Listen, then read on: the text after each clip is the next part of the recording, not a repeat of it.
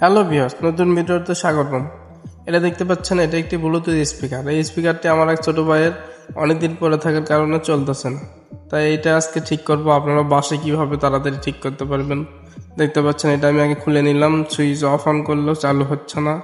এটা কি battery problem না কি প্রবলেম সব চেক করব। তার আগে এই যে সার্কিটটা আছে মডিউলটি, এটা আমি থিনার দিয়ে, এই থিনারের দাম কম, 25 টাকা 30 টাকা এরকম। এই থিনার দিয়ে পরিষ্কার করে নিব, যাতে অনেকদিন পরে ছিল তো, যাতে কোনো রকম ঠিক করলে বা ব্যাটারি চেঞ্জ করলেও কাজ করে। তো দেখতে পাচ্ছেন, ব্রাশ দিয়ে এটা আগে ভালোভাবে পরিষ্কার করে নিব।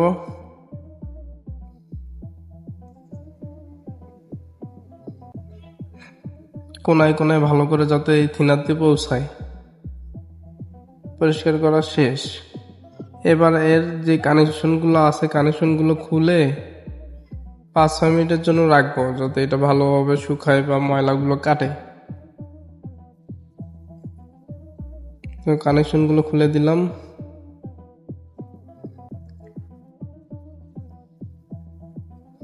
এবার এইটা খুলবো, দেখবো যে এর ভিতর কোনো সমস্যা হয়েছে নাকি। সব ঠিক আছে। তো খুললামই যখন, তো কানেকশনগুলো ভালোভাবে আলাদা করে পুরোটা ভালো করে ক্লিন করে বা পরিষ্কার করে নিতে হবে। তো আমি এটা পরিষ্কার করে নিচ্ছি।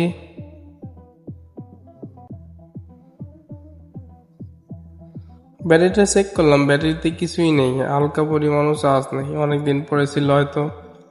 এর ভিতর যে ব্যাটারি তো আর কত ক্ষমতা থাকবে। তো আমি একটা ফাস্ট চার্জিং মডিউল দিয়ে, এটা একটা পিন দিয়ে কানেকশনটা দিয়ে দিলাম। এই মডিউলটার দাম মাত্র 5 টাকা, যে আপনাদের লাগে আমার থেকেও নিতে পারবেন। Fast charging module. এবার কানেকশনগুলো ঠিক আগের মতো দিয়ে দিব।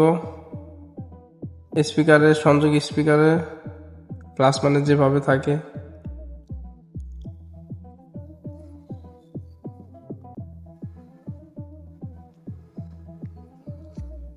তো স্পিকার লাগানো শেষ।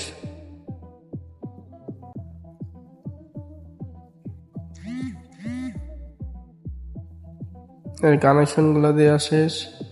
এবার যে ব্যাটারি লাইনটা ছিল, ওই ব্যাটারিটা আমি আলাদা করে চার্জ দিয়ে নিছি।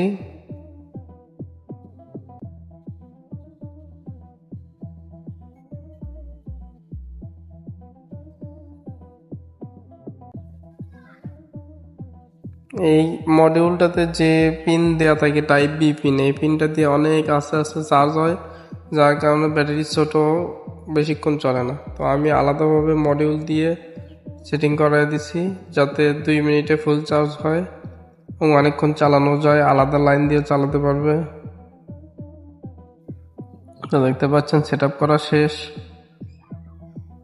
স্টিলটা লাগাই দিলেও হয়ে যাবে। এবার আমি এটাকে অন করব।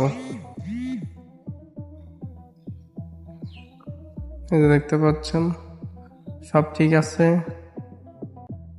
সব ঠিকঠাক, চার্জিংও হচ্ছে।